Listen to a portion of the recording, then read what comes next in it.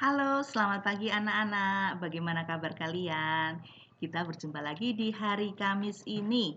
Anak-anak, kita memasuki tema berapa? Ya, betul, tema 6 ya. Aku bangga dengan daerah tempat tinggalku.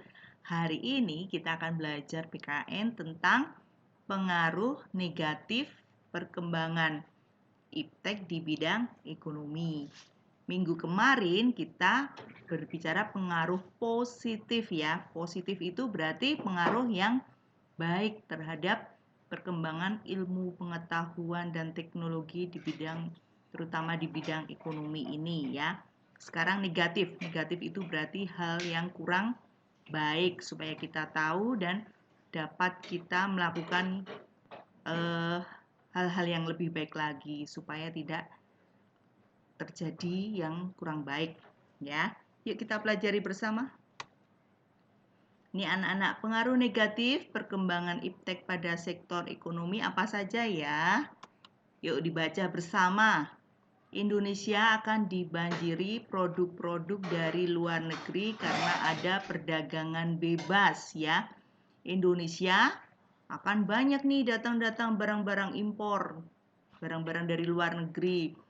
Dengan adanya HP kita bisa belanja lewat HP itu, barang-barang dari luar negeri nanti dikirim ke sini.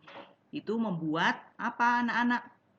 Membuat produk-produk lokal atau tradisional atau kerajinan-kerajinan tradisional menjadi kalah saing. Akibatnya apa coba?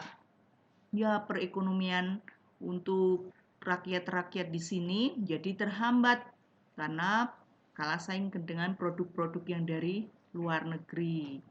Sentra-sentra misalnya pembuatan batik, pembuatan yang dari tanah liat atau gerabah akan jadi tersendat ya, karena banyaknya produk-produk dari luar negeri. Kita jadi mudah untuk mencari informasi tentang produk-produk dari luar negeri. Ini membuat akibat negatif.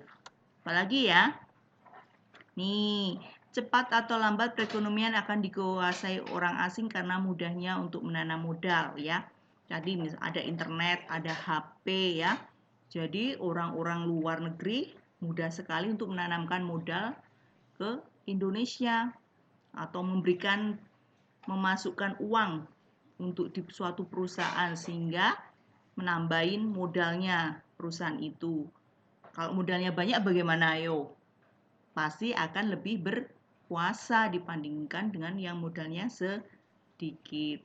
Dengan itu ini berpengaruh negatif. Cepat lambat perekonomian akan dikuasai oleh orang asing atau dari negara lain.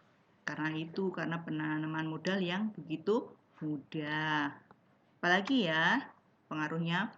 Timbul kesenjangan sosial yang tajam akibat persaingan bebas. Kesenjangan sosial ini ada yang menjadi kaya atau jadi naik dan ada yang menjadi tersingkirkan dalam perdagangan. Yang kaya atau modalnya besar akan menguasai pasar. Sedangkan modal-modal yang kecil tidak bisa menguasai pasar karena tidak ada modal. Maka terjadi kesenjangan sosial. Ya, itu akibat dari perkembangan iptek. Seperti ini tadi.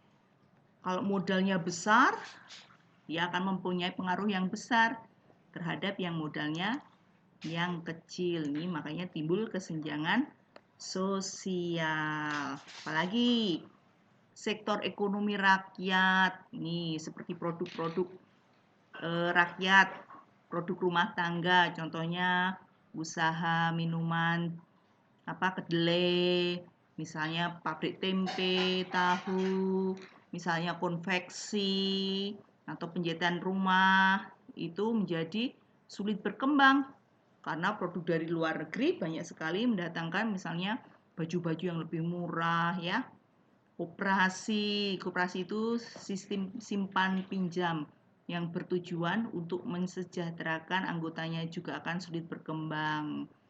Dan program penyerapan program tenaga kerja padat karya mulai ditinggalkan karena mereka akan mencari pekerjaan-pekerjaan yang lebih lebih maju, lebih modern ya. Inilah akibat negatif dari perkembangan teknologi di bidang ekonomi. Makanya anak-anak kita harus rajin belajar kalian ya, supaya tidak tertinggal untuk masa-masa sekarang, karena sekarang adalah masa modern.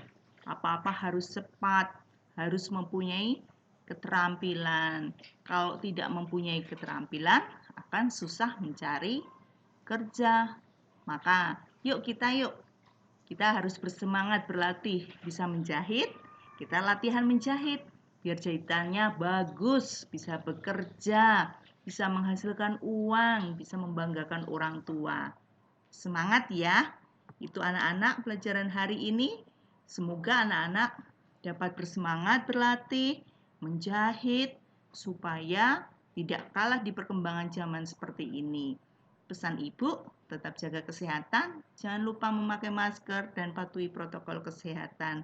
Oke anak-anak, jangan lupa menulisnya yang rapi dan mengerjakan latihan soal yang teliti.